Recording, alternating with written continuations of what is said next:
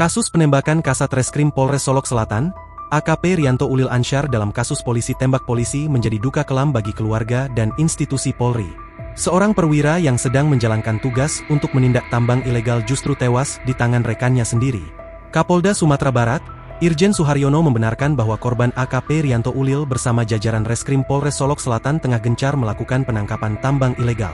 Namun pelaku AKP Dadang Iskandar yang merupakan pelaku penembakan justru tidak suka dengan hal tersebut. Hingga akhirnya terjadi penembakan dari jarak dekat kepada korban di halaman parkir Polres Solok Selatan. Bersama-sama anggota sudah beberapa kali menindak secara tegas pelaku kejahatan jenis ini, yang tanpa izin, kata Kapolda Sumbar dilansir dari Kompas TV. Kapolda membenarkan AKP Dadang Iskandar sebagai tersangka dari oknum kepolisian yang merupakan pelaku penembakan.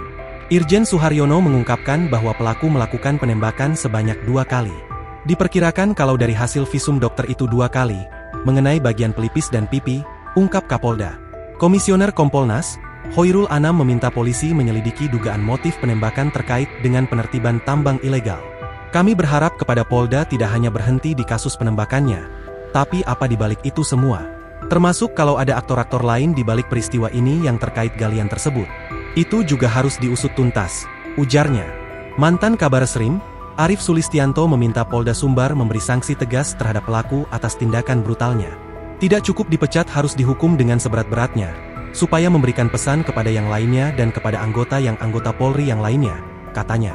Polda Sumbar pun membenarkan motif pelaku menembak korban, karena tidak senang dengan penangkapan salah satu penambang ilegal. Pelaku yang ditangkap tersebut merupakan relasinya. Kini, Polda Sumbar sudah menetapkan AKP Dadang Iskandar sebagai tersangka kasus pembunuhan dan menyelidiki dugaan kasus penambangan liar yang menjadi motif pelaku.